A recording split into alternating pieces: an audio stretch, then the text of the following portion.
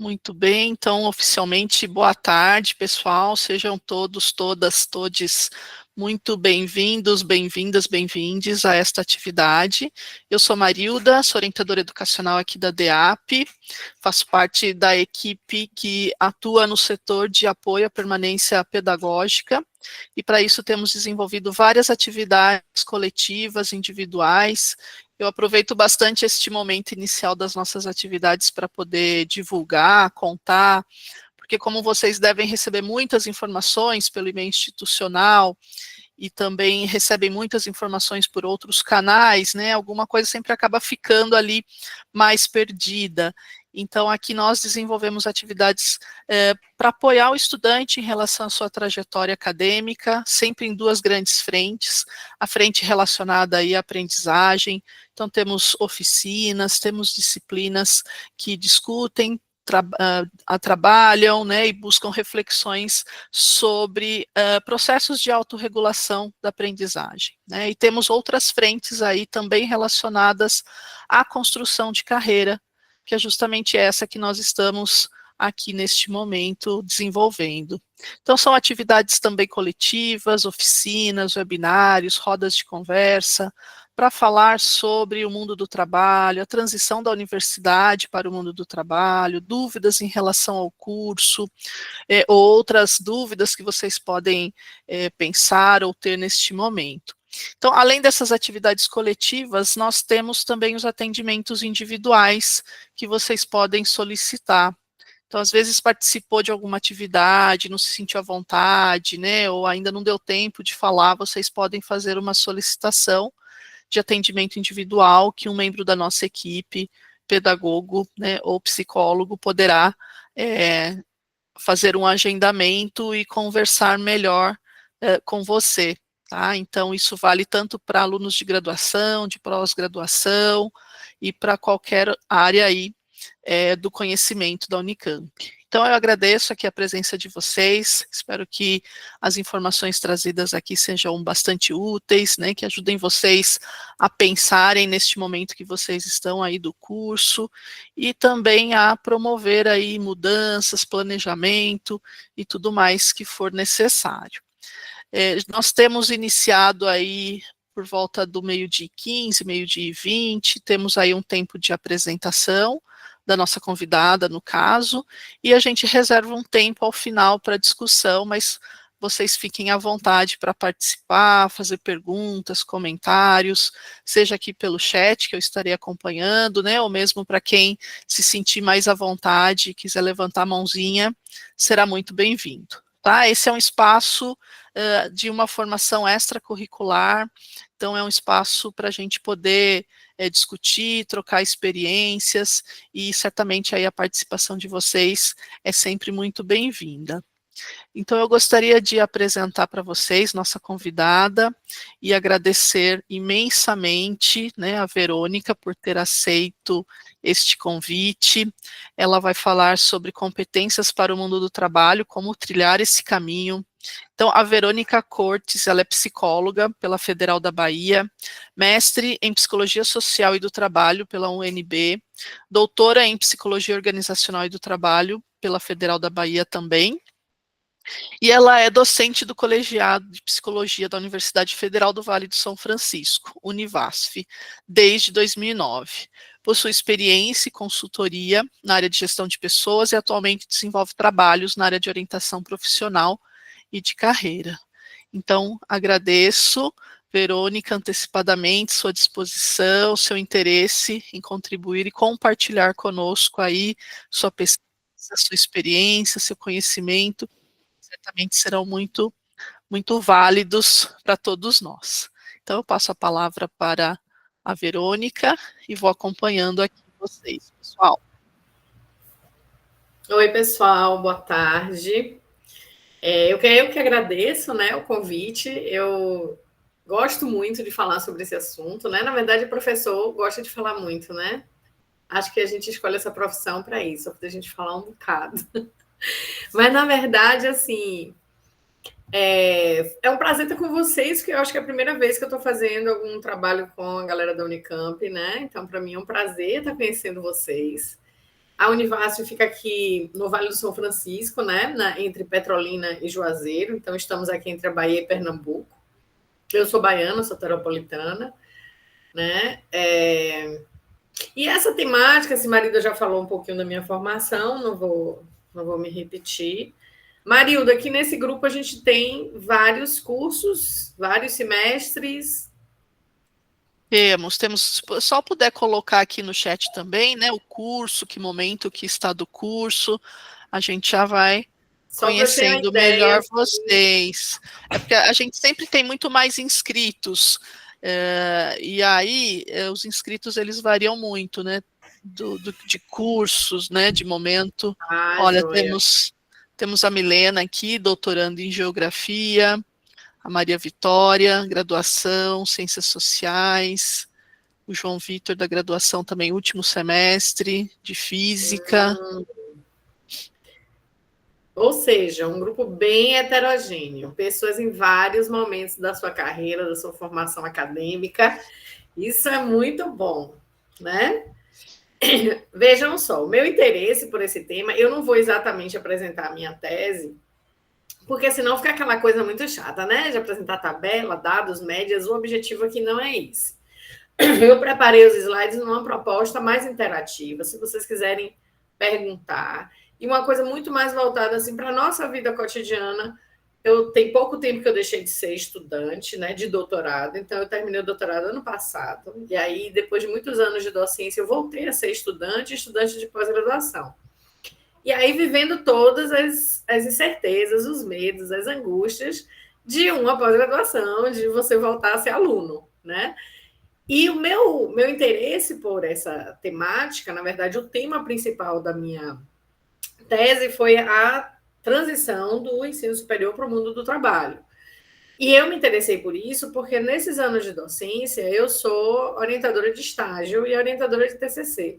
Então, eu venho acompanhando, já tenho 25 anos, né? 10 de universidade privada, 15 aqui na Univasf, e acompanhando a galera de final de curso, e acompanhando as incertezas, os medos, as angústias. E aí, quando eu fui para o doutorado, eu disse, olha, eu vou estudar sobre isso. Apesar do meu mestrado ter sido sobre poder e política nas organizações, né, configurações de poder e tal, eu disse, não, agora eu vou mais para o meio acadêmico. E foi um prazer tão grande trabalhar com essa temática que hoje eu tenho um projeto de extensão aqui, que está acontecendo desde maio, que são grupos de orientação de carreira para estudantes universitários. Então, tem sido muito bacana essa experiência, né? E aí, nós vamos falar sobre competências para o mundo do trabalho, né? E essa trajetória, essa trilha, eu pretendo dar algumas dicas, ver se trazendo um pouco dos resultados do meu trabalho, da minha pesquisa, eu consigo ajudar vocês a pensar nesse caminho, tá? Mas é como o marido falou, fiquem à vontade para perguntar, botar pergunta no chat, e a gente vai tocando o barco aqui, tá? Escolhi essa figura de Bauman, né? Bauman maravilhoso, falando sobre tudo líquido, o amor líquido, a sociedade líquida, a modernidade líquida. E essa perspectiva do líquido é exatamente da coisa muito que não é sólido, não é certo, não é concreto, né? Tudo muito fluido. E essa fluidez nos dá uma sensação realmente de incerteza, né? Então ele diz que a crescente convicção de que a mudança é a única coisa permanente. E aí essa já é a primeira competência, eu acho, que o mundo do trabalho vem exigindo da gente, né? Que é lidar com essa incerteza. Porque nós somos seres humanos e a gente gosta muito da segurança. O que nos deixa tranquilos é a segurança, é a certeza das coisas. É o controle, esse controle ilusório, né? Que a gente precisa entender que a gente tem controle sobre poucas coisas, né? Além de nós mesmos. Então, a primeira talvez seja essa, da gente pensar como lidar com esse ambiente líquido, não linear, ambíguo, né? A gente de vez em quando fala em mundo VUCA, mundo BANI, que foram mais siglas que todo mundo, né, que ultimamente o pessoal criou para falar desse mundo do trabalho, que vai trazer a volatilidade, a ambiguidade, a incerteza, um monte de coisa que deixa a gente ansioso, né? E aí o desafio é a gente conseguir atuar nesse mundo, reduzindo um pouco essa ansiedade, se sentindo mais seguro com as nossas competências e que a gente tem construindo o nosso caminho, né, pela frente aí. Então, acho que a primeira pergunta é por que desenvolver competências, né? Então, o primeiro motivo é porque por conta das próprias transformações no ambiente de trabalho, no mundo do trabalho. O mundo do trabalho nos traz essas mudanças constantes e essa imprevisibilidade. E aí termina que a nossa formação profissional precisa ser uma qualificação para o novo. A nossa formação precisa estar nos preparando para enfrentar situações novas, em geral. Então, exige da gente essa necessidade adaptativa, então, desenvolver essa nossa capacidade de nos adaptarmos ao novo, aos novos contextos, aos novos métodos, aos novos procedimentos, e começa a exigir da gente competências mais amplas e mais complexas do que era exigido antigamente. Se a gente for pensar bem, o que marcava o mundo do trabalho algumas décadas atrás? Era o emprego fixo, estável. Se a gente for pensar em nossos pais, nossos avós, era um contexto muito de encontrar um emprego, construir uma carreira dentro daquela empresa, se aposentar ali. E hoje a gente está num mundo totalmente diferente disso, né? Hoje a nossa carreira está nas nossas mãos, então a concepção de carreira muda. Hoje a gente tem que tomar as rédeas da nossa carreira. Hoje, o que as organizações às vezes oferecem em termos de carreira, de crescimento, às vezes não enche os nossos olhos, não é o que a gente quer. Então, a gente quer mais. Então, hoje, a troca de emprego, né, a troca de postos de trabalho, de ambientes de trabalho, tem sido mais constante do que antigamente. Exatamente nessa busca do crescimento, do desenvolvimento, do aprendizado. A gente está ali naquela organização, está ali naquele tipo de trabalho. Percebeu que a gente não tem para onde crescer, não está se desenvolvendo, não está atendendo às nossas necessidades, a gente rapidamente busca outros contextos. Então, hoje, a carreira está muito mais nas nossas mãos, né? Nós somos muito mais protagonistas. Então, isso exige da gente o desenvolvimento de algumas habilidades, né? De algumas atitudes, para que a gente possa conviver com esse novo mundo. Agora, vamos falar de competências, né? O que são competências? Porque a gente confunde muito competência com habilidade, com conhecimento, e, na verdade, a competência é um conjunto.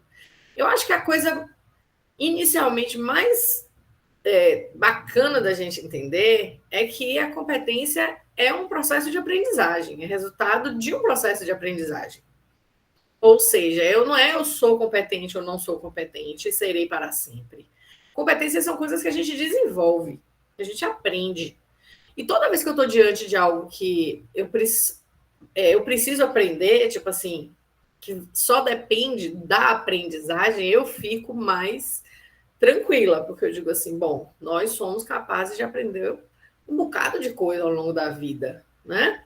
Então, se competência é uma coisa que eu posso desenvolver, vou em busca do como desenvolver isso, né? De onde estão os processos, as experiências, as oportunidades para que eu desenvolva essas competências, né? Também definimos competência como um estoque de recursos que nos torna mais aptos. Né? Então, é um conjunto de recursos que a gente vai construindo, vai desenvolvendo para a gente ter mais aptidão para determinadas situações. Por que para determinadas situações? Porque a competência é uma coisa muito pontual. Você não diz assim, eu sou uma pessoa competente, pronto, de forma generalizada. Isso não existe. Porque eu, por exemplo, Verônica, eu sou competente para algumas coisas e absolutamente incompetente para outras, né? Aqui mesmo a gente tem um monte de gente de diversos cursos, né? Então aqui Gustavo aí de energia mecânica, né? Maria Eduarda, tecnóloga de análise de desenvolvimento de sistema. Não é a minha praia. Então, assim, as minhas competências hoje estão voltadas para a minha atuação profissional. Psicóloga na área de psicologia organizacional e do trabalho, ainda mais especificamente. Né? Se a gente fosse pensar assim, psicologia clínica de consultório com base na psicanálise. Não, totalmente incompetente, sabe? Então, a competência ela é uma coisa pontual. Por isso que a gente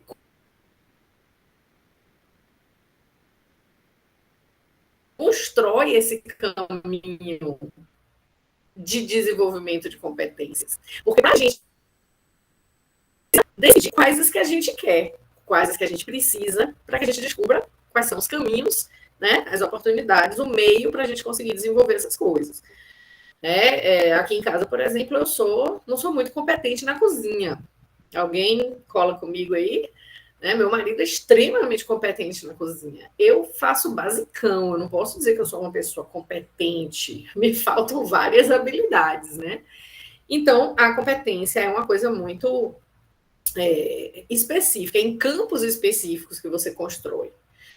Ela também trata da mobilização dos recursos, esses recursos que a gente constrói, que a gente aprende, que a gente desenvolve, para uma ação prática. Então, a competência tem a ver com o fazer, né? Com saber fazer. Não é só a gente saber teoricamente. Porque se você só sabe teoricamente, você detém um conhecimento, às vezes apenas uma informação. Mas se você não sabe mobilizar o recurso, os seus recursos, para a ação prática, você não tem uma competência. Você está restrito a um conhecimento.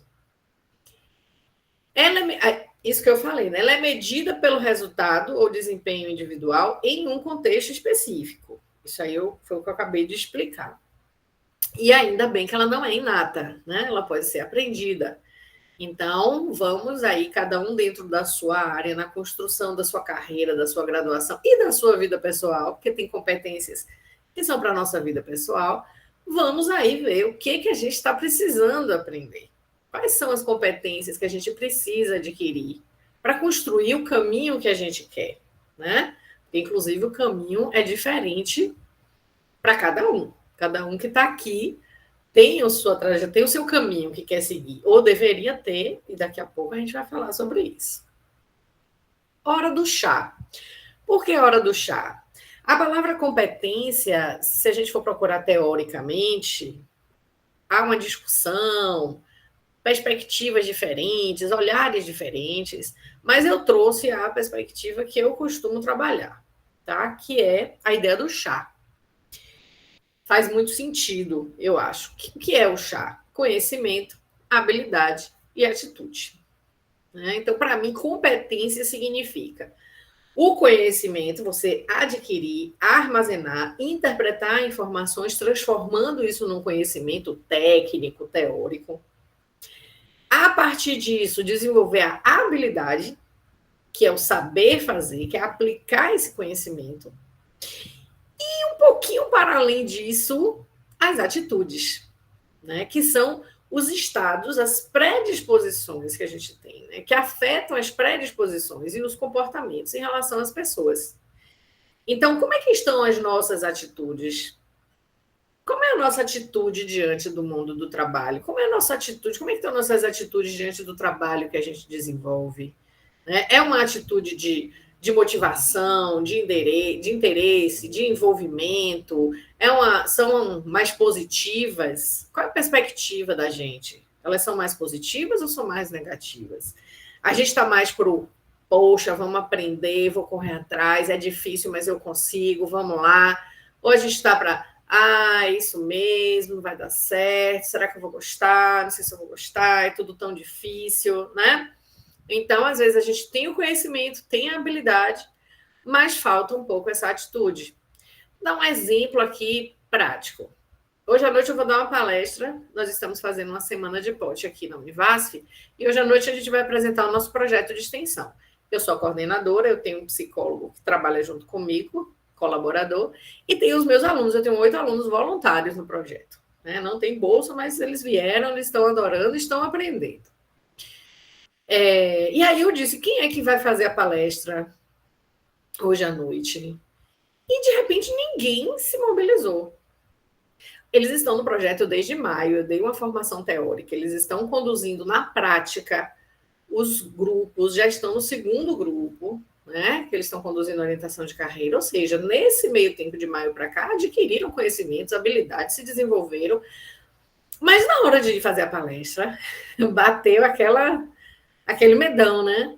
E aí eu fiz, e aí, quem é que vai? E nada, e a gente perguntando no grupo, e os dias passando, aí eu disse, ó, eu vou, que eu sou a coordenadora, eu vou assumir esse negócio. Aí o meu companheiro, né, de trabalho, que é o outro psicólogo, disse, eu também vou.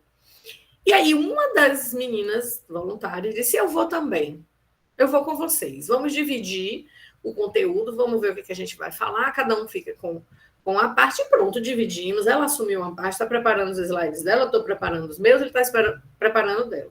Então é isso que a gente fala da atitude, sabe, da predisposição, desse estado de você dizer assim, eu estou com medo, estou insegura, mas eu vou porque eu quero aprender a fazer, eu vou porque eu vou receber um feedback depois. Ela fez uma palestra algum tempo atrás, eu dei um feedback bacana. No outro momento, ela já fez uma apresentação de forma diferente, sabe? Ela estava falando muito rápido, falou mais devagar. Então, observem, né? É o conhecimento, é a habilidade, mas é essa atitude também. Como é que a gente vai para esse mundo? Como é que é nossa atitude diante dessa necessidade do fazer, do se arriscar, do experimentar, né? No meu grupo, eu faço muito isso. E aí a gente vai ver o quanto isso também é importante, né? Esse apoio. Então, eu sou uma professora que, nesse momento, eu sou a orientadora dela e eu também estimulo, né? Então, ela ter vindo fazer parte. Então, tem aí meu papel como apoio social para ela, mas tem a parte dela também, de querer vir, ficar mesmo sem ter bolsa, dizer que quer fazer a palestra, se arriscar e viver novas experiências para desenvolver novos aprendizados, tá? E quem define as competências, né? E aí, Verônica, a gente tem aqui um monte de gente, vários cursos, várias áreas. Quem é que vai dizer para mim quais são as competências necessárias?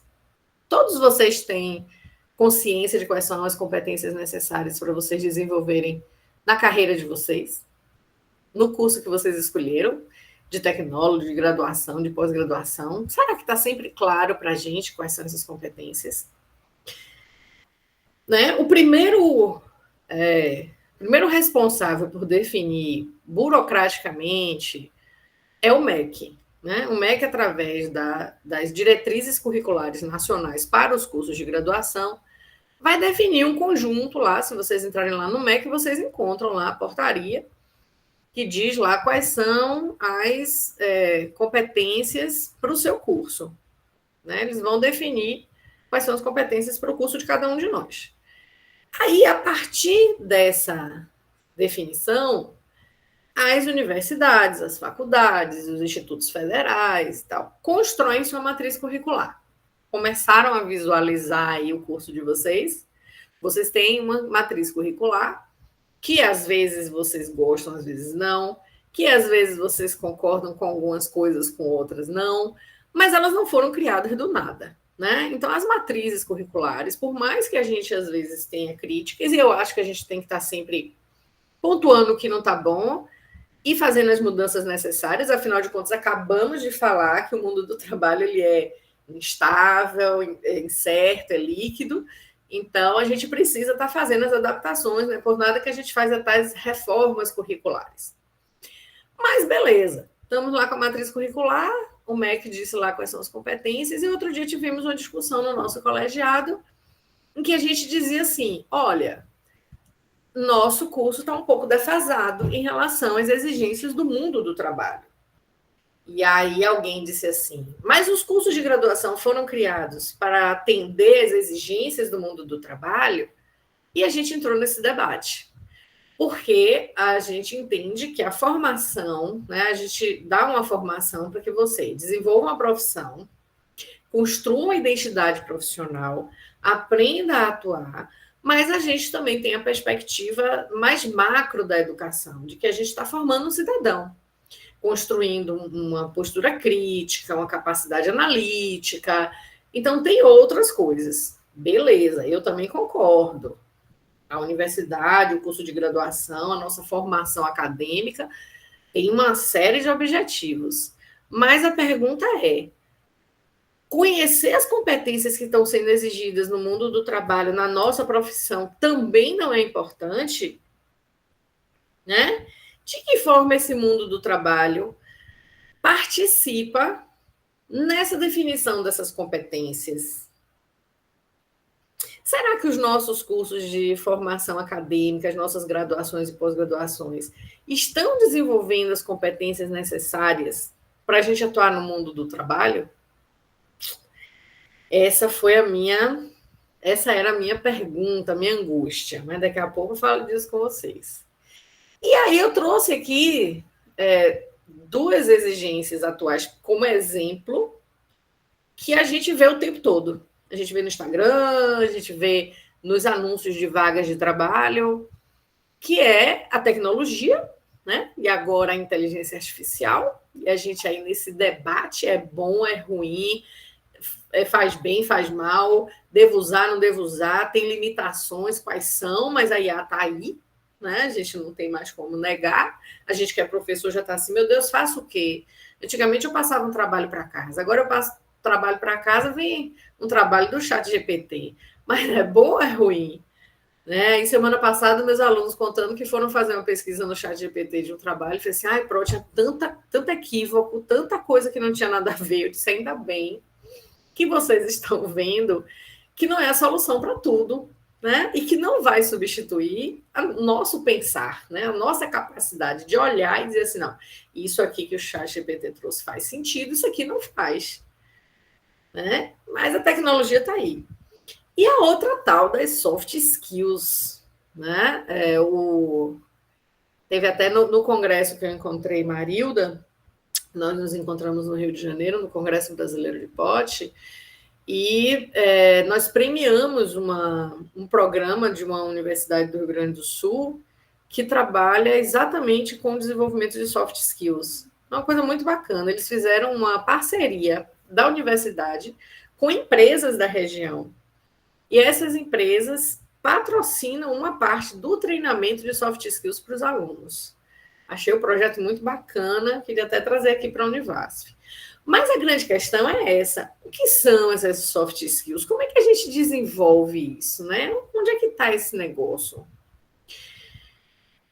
As soft skills, ou chamadas habilidades sociais, né? Que eu acho que, na verdade, elas estão um pouco mais além de só habilidades sociais. Vou falar de algumas aqui, que são importantes para vocês já começarem a ter uma ideia e já se perguntarem assim, gente, como é que eu estou em relação a essas coisas, né?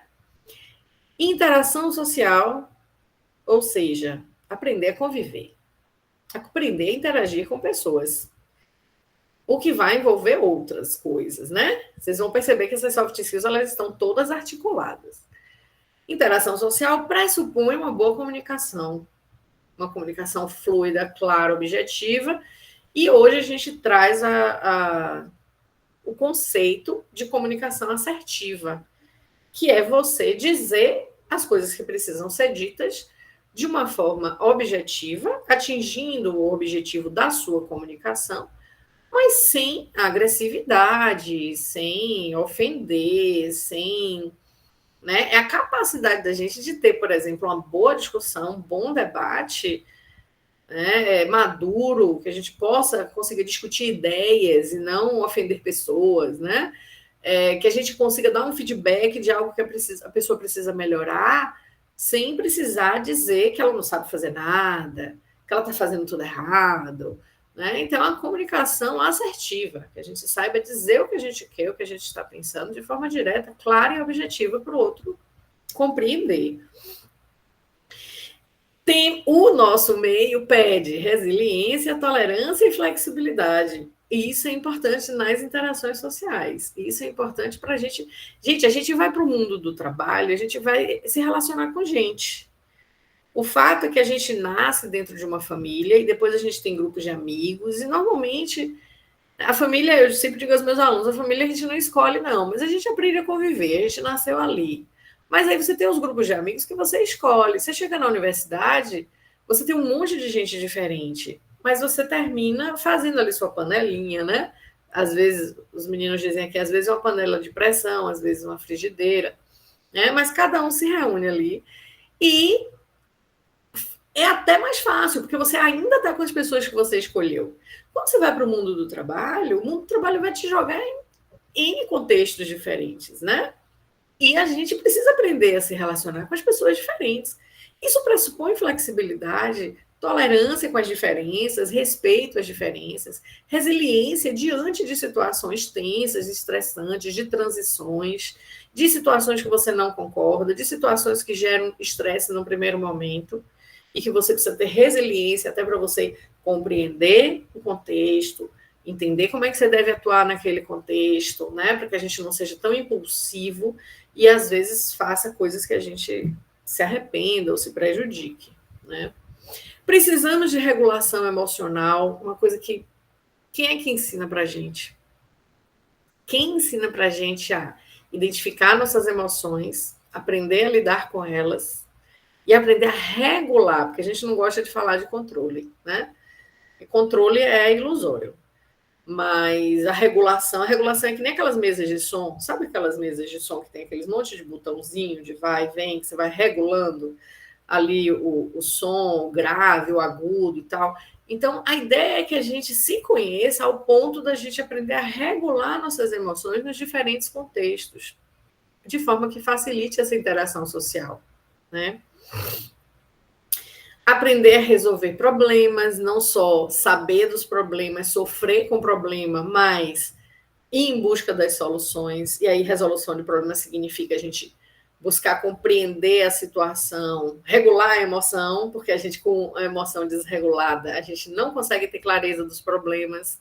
Então, você regula a emoção, né? Tem resiliência para você compreender o problema, para a gente ir em busca de soluções. Isso pressupõe um pensamento analítico, né? Organização e planejamento. Então, são coisas que a gente pode aprender. Nem todo mundo nasce sabendo organizar e planejar. Isso é um fruto de aprendizado. Para tudo isso, a gente precisa aprender a fazer gestão de tempo, né? E essas são algumas das soft skills que o mundo do trabalho vem exigindo. Aí eu fui fazer minha pesquisa, certo? Como desenvolver competências, então? Estamos aí na graduação, na pós-graduação, e essa foi minha pergunta de pesquisa. Até que ponto a formação acadêmica vem de fato contribuindo no enfrentamento da transição para o mundo do trabalho e contribuindo para uma transição bem-sucedida? Que, aliás, é uma coisa até para a gente se perguntar, né? O que é uma transição bem-sucedida? O que é o sucesso? Será que sucesso é só o sucesso objetivo? É só dinheiro, carro, bens materiais, cargos? Ou o sucesso tem a ver também com a nossa realização profissional, com a gente ver sentido no que a gente faz, sabe? Aí, a partir dessa pergunta, a partir dessa pergunta de pesquisa, um dos meus artigos foi uma pesquisa qualitativa, onde eu perguntei a egressos, eu fiz um trabalho todo com egressos, perguntando para eles o que tinha facilitado e o que tinha dificultado a entrada no mundo do trabalho. E foi muito interessante o resultado que eu consegui, né? Então, primeiro, grande facilitador, atividades extra-classe. Olha que interessante. Ou seja, as disciplinas, né, dentro de sala de aula, as disciplinas, né, intraclasse ali, elas têm o seu papel. Elas trazem ali um conjunto de teorias, de um conhecimento técnico que faz parte do desenvolvimento da sua profissão, dessa profissão que vocês querem, cada um aí com a sua. Porém, as atividades extra-classe, elas são fundamentais para as soft skills. Existem competências que o mundo do trabalho exige, que se você só chegar na faculdade, entrar na sala, assistir a aula, fizer o trabalho, a prova, o seminário e sair, você não desenvolve, né? Então, as atividades extra-classe, ou chamadas extracurriculares, que não estão no currículo exigido, né? Elas são fundamentais para facilitar essa transição. a instituição de ensino superior da qual você faz parte. O resultado da pesquisa, os próprios egressos diziam: o nome da instituição faz diferença no mercado, né? E eu tenho certeza que quem estuda na Unicamp percebe isso. É quando você sai e diz assim: eu sou egresso da Unicamp, eu sou egresso da UFBA, eu sou egresso da UNB, né? Eu estava vendo Marilda falar aí, me apresentando, e eu disse: poxa, como tem um peso grande, né? Você dizer assim, a pessoa fez um mestrado na UNB, um doutorado na UFBA, quer dizer, universidades muito bem avaliadas, né? Então, o nome da universidade também tem um peso grande. Um outro facilitador é o suporte social e acadêmico, né? Suporte dos amigos, dos colegas, dos professores, coordenadores. Então, assim, o que facilitou foram essas coisas. E aí eu pergunto: qual o papel de vocês, então, nisso? Porque a meia-culpa da universidade, eu já sei. Quando a galera faz as críticas dos dificultadores, isso aparece, certo? Que é: não tem vaga para todo mundo nos projetos, tem pouco projeto, ou então, as atividades do projeto acontecem nos horários que não dá para ir por causa das aulas. Meus horários de aula são organizados de uma forma que atrapalha, às vezes, eu participar de atividade prática. Então, essa parte da culpa da instituição, eu conheço. Mas existe um outro lado também, que é do estudante. Né? Todos dois têm responsabilidade, eu acho, sobre a construção dessa trajetória. Que é, às vezes, você também buscar essas informações. Né? Que é o que a gente chama de comportamento exploratório. Mas daqui a pouco eu falo mais disso. Eu estou adiantando um pouquinho para depois, se vocês quiserem fazer perguntas, tá? Mas se quiser já fazendo pergunta, podem falar. Aí, o que foi que apareceu como dificultadores? Olha que interessante, né? Essa minha pesquisa foi feita em uma instituição, né, pública federal, com egressos que estavam uns 3 anos já que tinham se formado. Então, eles já conseguiam fazer uma avaliação do que foi a trajetória acadêmica nesses 3 anos que eles estavam no mundo do trabalho. Primeira coisa que eles trazem: o viés acadêmico do curso. Uma crítica de que parece que a faculdade só prepara a gente para ser pesquisador, só prepara a gente para a vida acadêmica, só prepara a gente, né? Não sei se algum de vocês aí sente isso, né? Se algum curso de vocês percebem isso, mas muito voltado para a vida acadêmica, para a profissão, né, de professor, de pesquisador, e pouco para a prática no mundo do trabalho. E aí vocês vão ver que esses dificultadores, eles estão todos interconectados, né? Desconexão da IES com o mercado.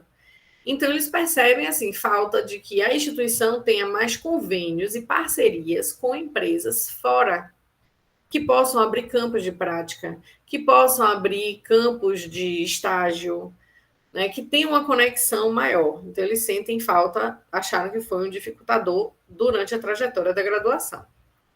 Distanciamento da atuação do profissional extramuros. O que eles queriam dizer com isso?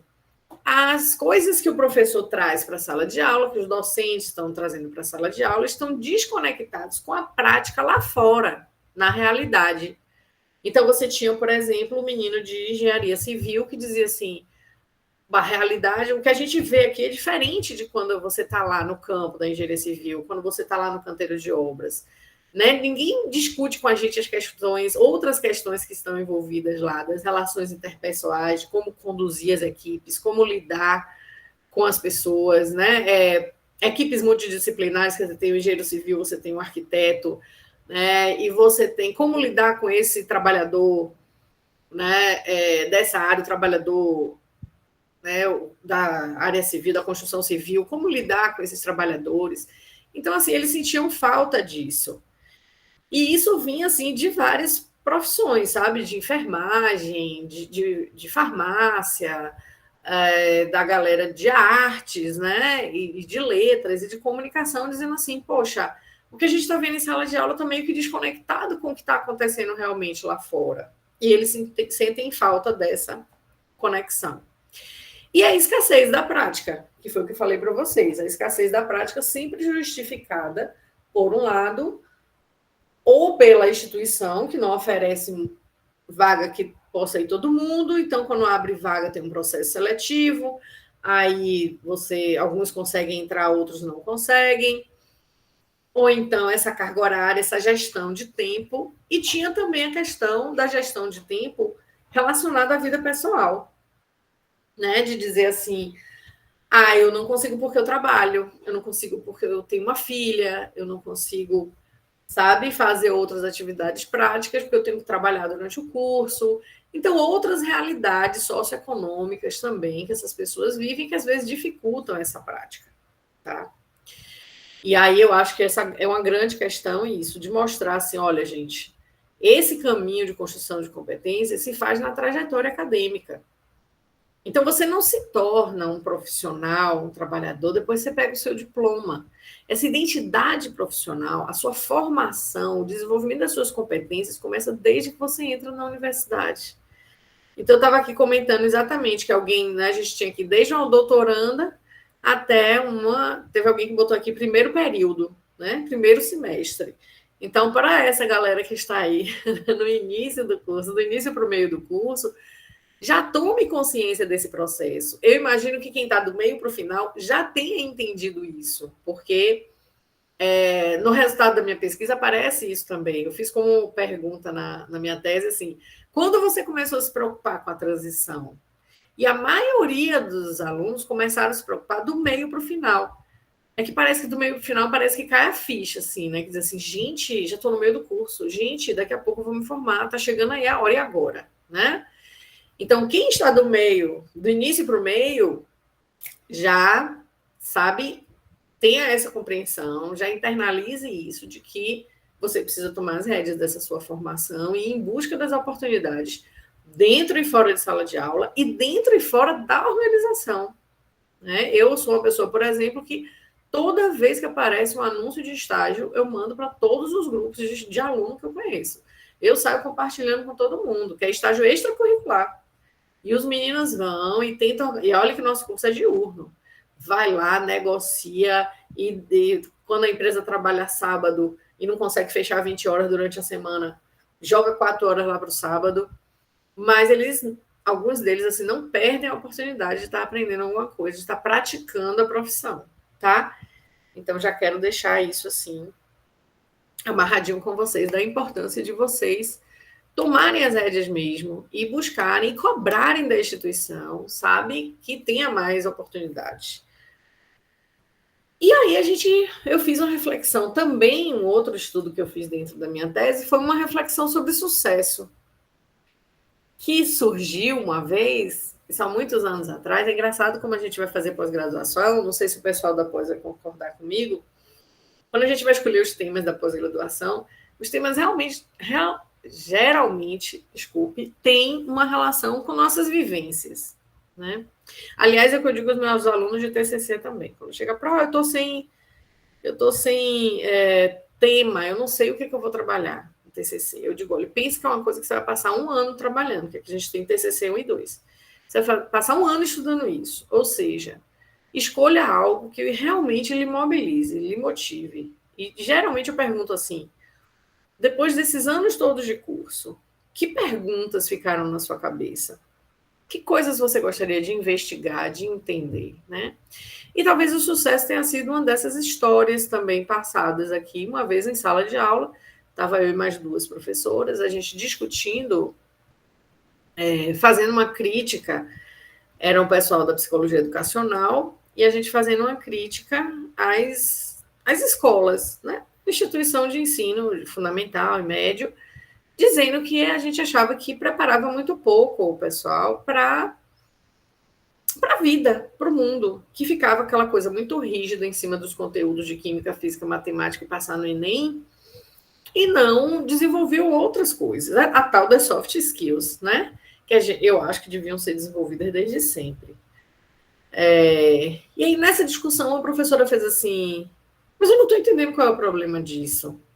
Tem várias pessoas que passam por essas escolas, por esse ensino dito tradicional, e são pessoas bem-sucedidas. E aí eu fiz, vamos lá, o que é uma pessoa bem-sucedida? Né? E a gente foi exatamente para essa compreensão. O que é esse sucesso? não, a pessoa tem um bom emprego, tem estável, tem um bom salário, viaja, tem um carro. Tá. E se essa pessoa que tem tudo isso estiver infeliz, insatisfeita com o seu trabalho? Né? Porque a grande questão aqui é a discussão do que o trabalho representa na vida da gente. Nós estamos numa sociedade capitalista, né? Onde o trabalho, num primeiro momento, significa renda para a gente pagar os boletos. Mas se vocês pensarem bem, o trabalho ocupa um tempo e um espaço da nossa vida muito grande. Nós, na hora que a gente chega na escola, eu mesmo mudei meu filho de escola que tem pouco tempo, porque eu queria botar numa escola mais puxada, para ele se preparar melhor para o Enem. Para se preparar para o Enem, para entrar na universidade, para ter uma profissão, para trabalhar. Então, é uma sociedade do trabalho, né? Que isso, por um lado, pode ser extremamente adoecedor, se a gente não tiver cuidado, né? Mas é a nossa sociedade. E aí a gente passa a maior parte do nosso tempo de vida dentro de contextos de trabalho. A gente vai se aposentar lá, né? Homens, mulheres com 62, homens com 65, né? E, além dele ocupar um tempo de nossa vida no trabalho, ele ocupa um tempo do nosso dia, da nossa semana. Então, se não for algo que faça sentido, que te traga, faça sentido, né? Algum sentido, ou crescimento, desenvolvimento, realização, relações interpessoais, é um lugar onde eu tenho autonomia, onde eu consigo me perceber mudando o mundo, sendo um agente de mudança, fazendo coisas boas, que tenham utilidade para a sociedade, enfim. A gente tem, a partir dos estudos aí, uma série de critérios para definir um trabalho com sentido. Será que só ter essa questão material, ter dinheiro, cargos e carro, eita, que a voz agora foi boa, a gente pode considerar isso sucesso se a gente não tiver a outra parte? Se a gente não tiver a satisfação, a realização, né? Se não fizer um sentido, até quando a gente consegue ficar num contexto em que que não faça sentido para a gente, né? E o quanto isso afeta a nossa saúde, o nosso bem-estar? Essas têm sido as perguntas que a gente tem feito, e a pandemia, né? A pandemia deu uma sacudida no mundo do trabalho, fez muita gente se questionar. As pessoas foram para home office, foram para casa, mudou muito a relação, as pessoas começaram a se perguntar muito sobre o trabalho, né? O que o trabalho significava. E aí eu fui lá ver o que é esse negócio, né? Que é esse sucesso, né? Vamos discutir essa questão do sucesso. Então, aqui a lógica é: a prática aumenta a minha autoeficácia. A autoeficácia leva, isso foi o resultado da minha pesquisa. Quando eu faço atividades extra-classe, quando eu tenho uma experiência direta, Bandura, que é um teórico da nossa área, ele construiu toda uma teoria dizendo assim: a experiência direta, quando a gente faz e viu que a gente sabe fazer, a gente acredita mais no nosso potencial. Maria Vitória. Creio que se não houver nenhuma identificação nesse sentido, também acho, Maria Vitória, eu também acho que se a gente faz durante muito tempo algo que a gente não se identifica e não faz sentido, a probabilidade de adoecimento da gente é grande, né?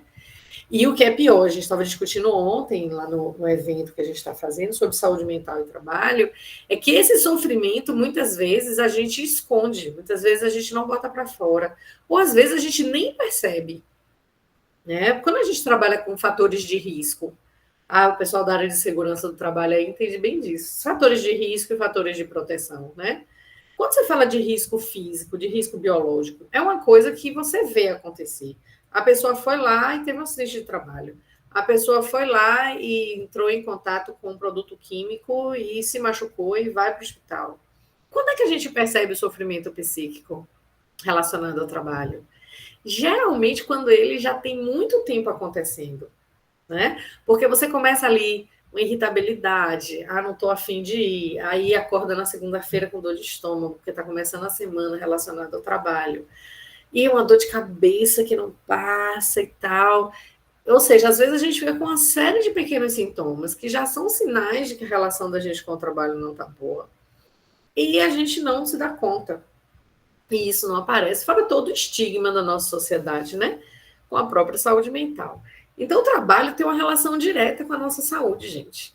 Porque o trabalho é uma dimensão importantíssima que ocupa muito tempo e muito espaço na vida da gente, né? Então, a gente precisa realmente rever essa nossa relação.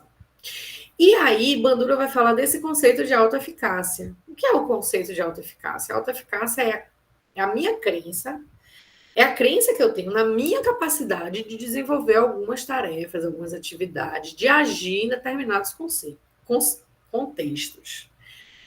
Como é que eu vou acreditar em mim mesmo? Segundo Bandura, eu acredito na minha capacidade quando eu faço e vejo o que eu sei fazer.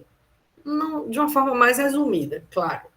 Então, ele diz, a principal fonte da autoeficácia é a prática, é a experiência direta.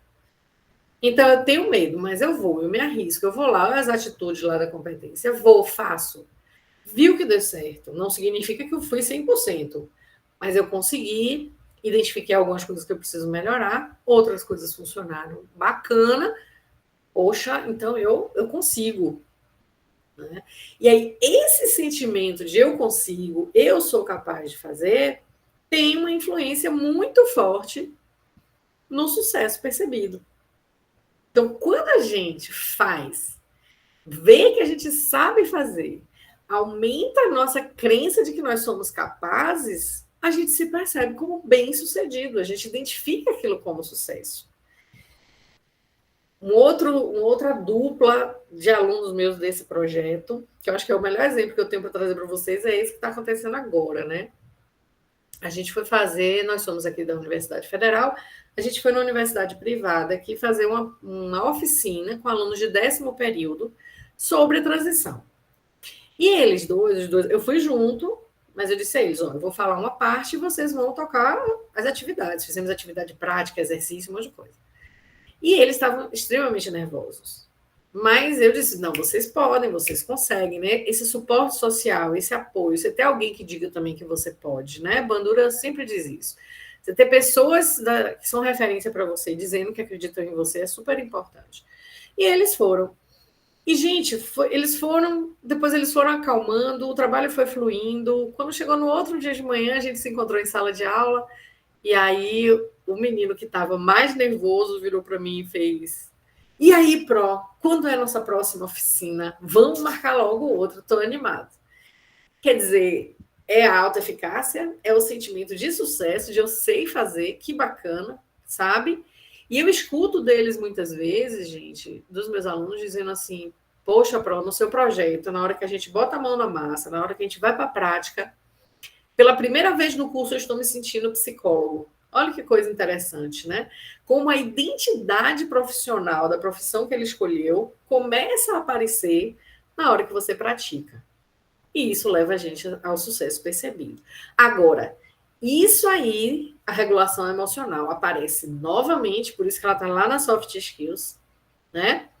A regulação emocional aparece novamente como um mediador, né? Porque a gente precisa aprender a regular as emoções.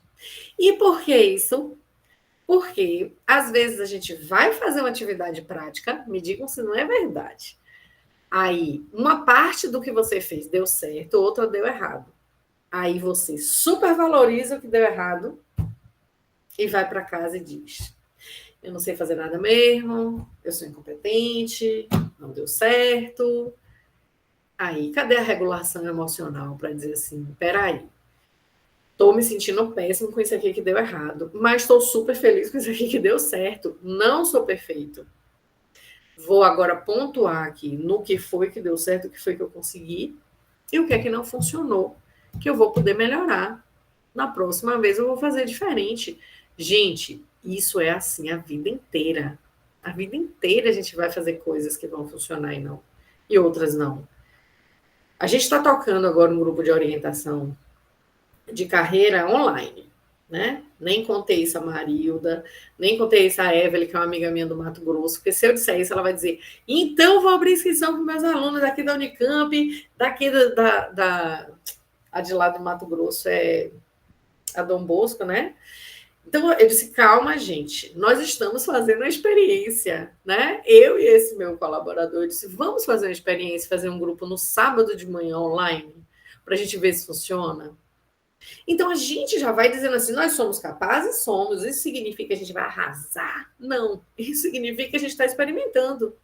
A gente pode propor uma atividade que vai ser sucesso, propor outra que vai ser péssima, vai dizer, ó, no próximo grupo não vamos fazer essa atividade não, que essa não deu certo, não funcionou legal.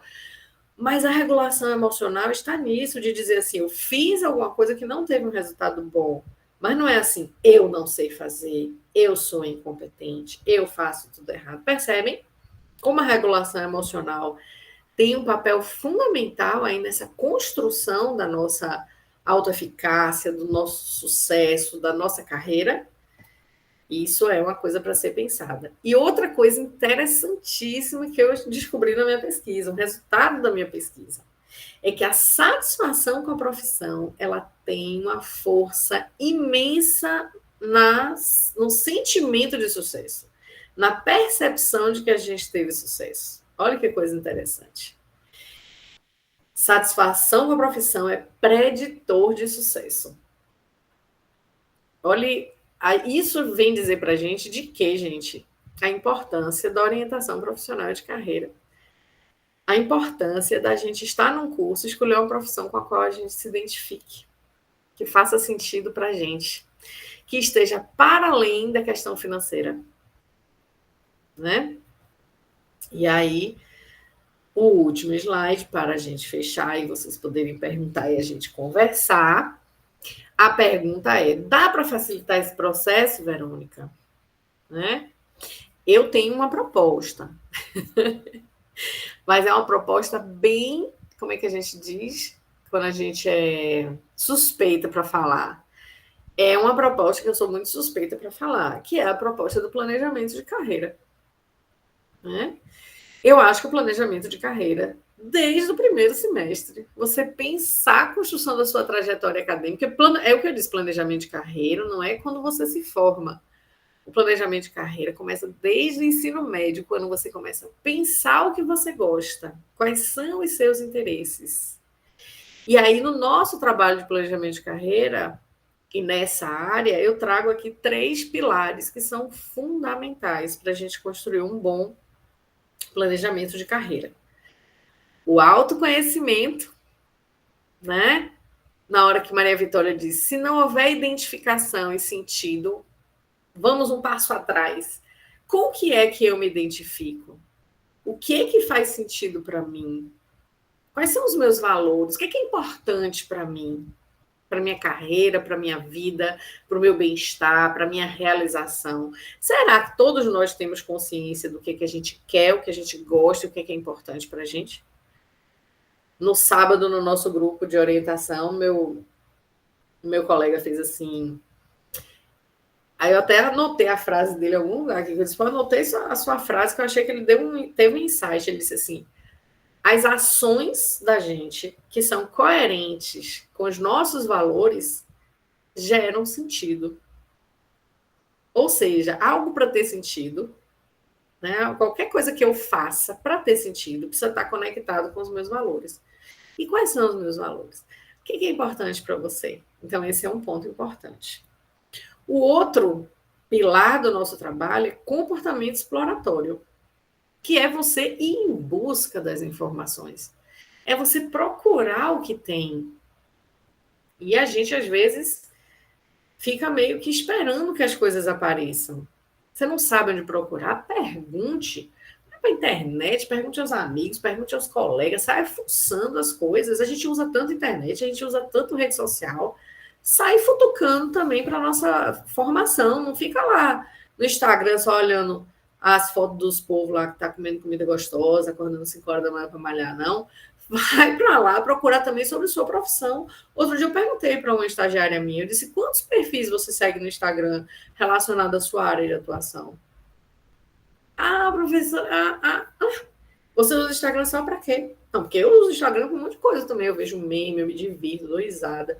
Mas eu sigo vários perfis de pessoas da minha área. Eu acompanho o que elas estão fazendo, o que estão discutindo. As empresas juniores de psicologia eu acompanho todas, porque aqui eu coordeno a empresa júnior de psicologia. Então eu preciso estar antenada, né, com as coisas. Então é esse comportamento exploratório que às vezes a gente, né, deixa a desejar.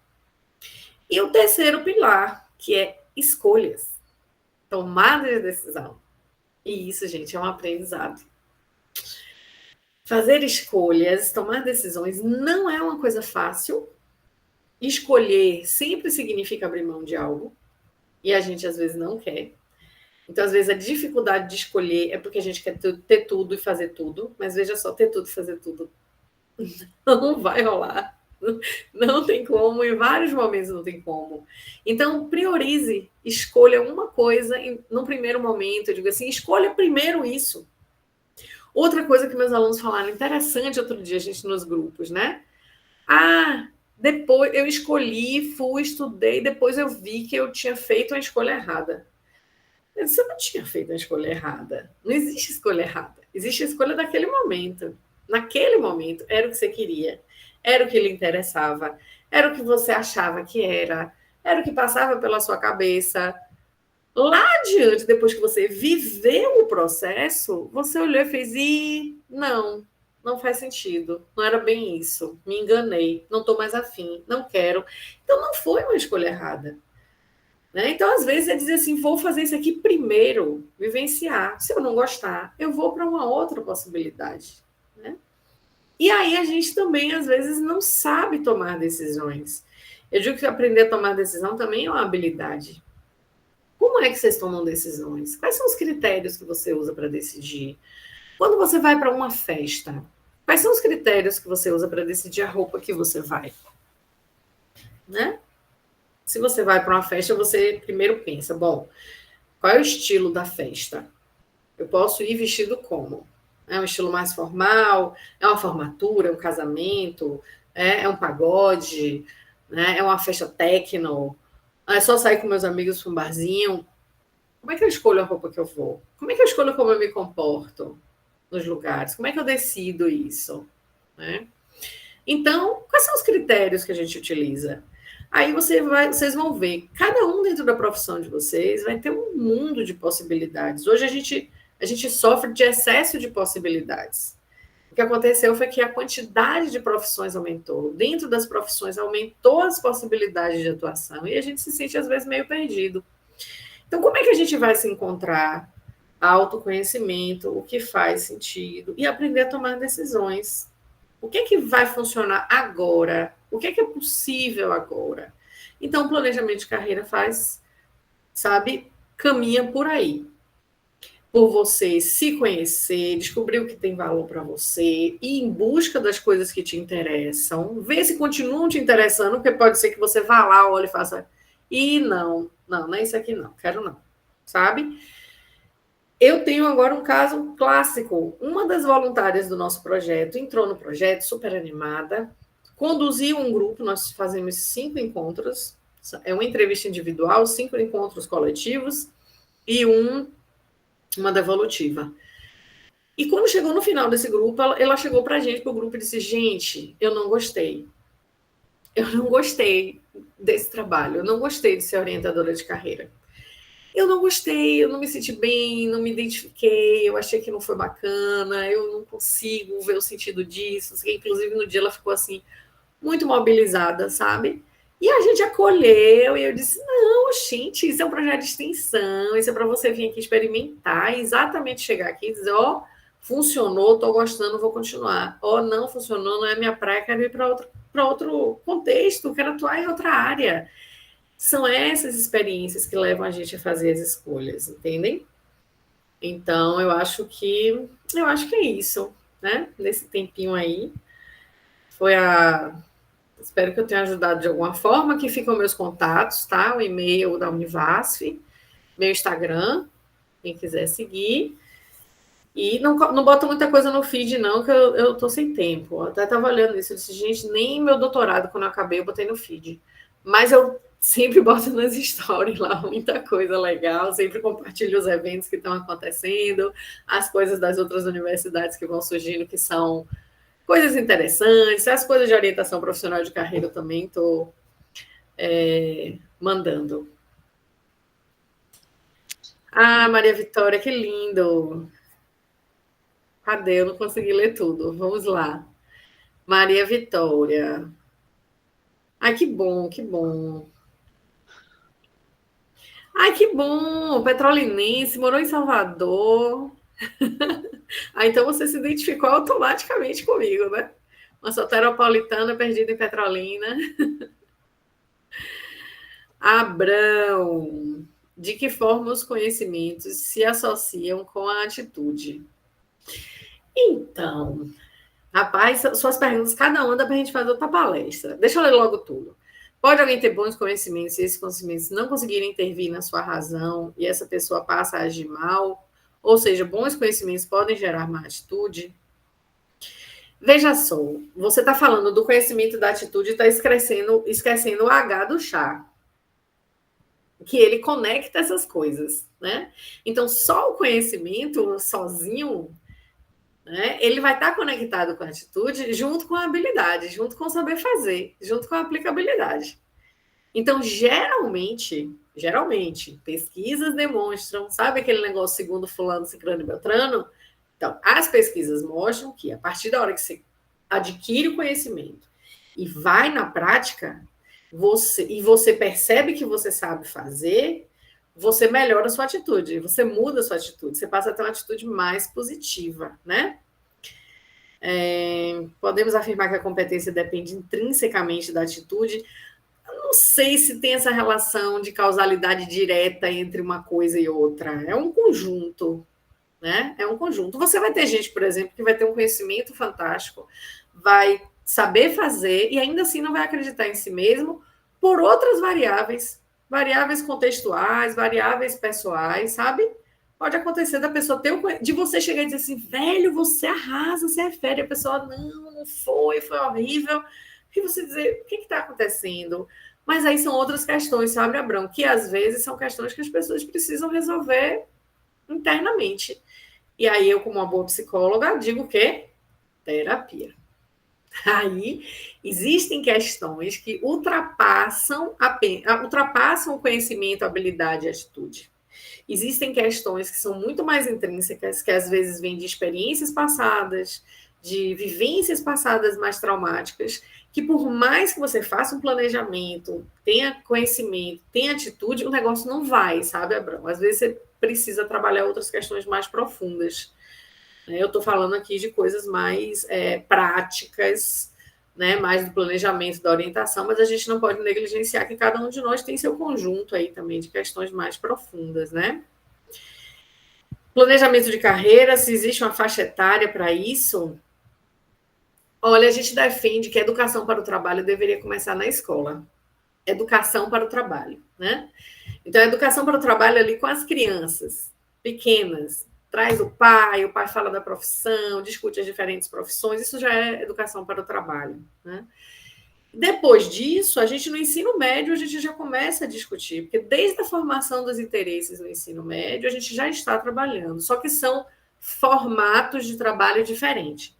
A gente tem métodos diferentes para o adolescente, para o pessoal que acabou de entrar na universidade, a gente tem um trabalho de adaptabilidade acadêmica, porque o mundo muda muito a realidade dele do ensino médio para o ensino superior.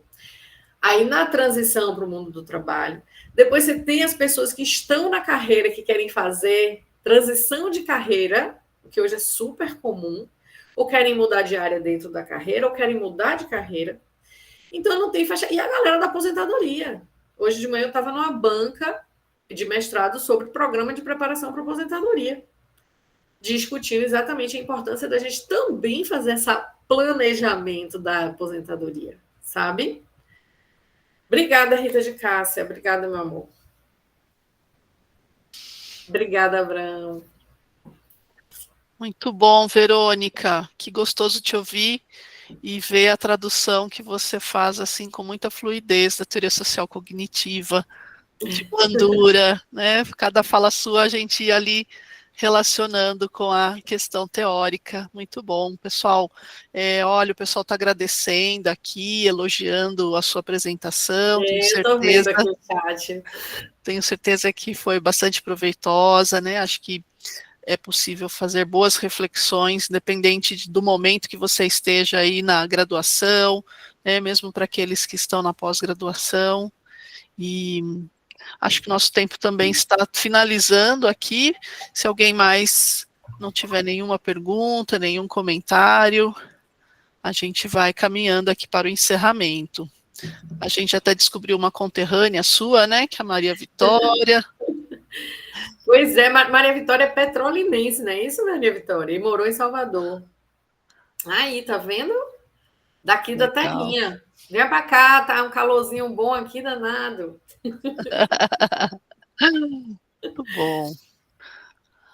Ah lá, você está com saudades da Pois terrinha. é. Tá ótimo. Verônica, então, em nome da equipe da orientação educacional aqui da DEAP, deixo aqui meus agradecimentos para você, por compartilhar aí sua experiência, seu conhecimento, né, os exemplos que foram bastante elucidativos e certamente vai impactar em todos que participaram aqui desta atividade. Agradeço também a presença de todos que estão aqui e eu queria dizer que o certificado ele vai ficar pronto daqui uma semana, mais ou menos, pessoal. Então, para quem esteve presente, vai receber o certificado aí de participação. Só a gente manda um e-mail de aviso. Eu quero me colocar à disposição para outros momentos. Se dentro dessa temática que eu falei, quiser aprofundar em mais alguma. Se o nosso grupo de orientação de carreira der certo online, quem sabe no futuro, né? A gente possa abrir para pessoas de outros estados, para a gente fazer uma coisa bacana. Né? Eu fiz o curso de orientação de carreira com o professor Edgar, da Orienta ED, que é da ABRA-UPC. Então, muito importante quando a gente procurar também, gente, as formações, a gente procurar formações com pessoas competentes, que são referência na área. Então, eu quero me colocar à disposição para outros momentos e qualquer coisa, eu estou no Instagram, estou no e-mail, tá bom? Espero que eu tenha contribuído aí com vocês para a construção desse caminho. Com certeza, Verônica. E se der certo aí esse plano da orientação online, você manda para a gente, que a gente divulga aqui para o pessoal, com certeza. Tá joia. Então, tá bom, pessoal. Boa semana, bom final de semana. E vejo vocês na próxima. Obrigada.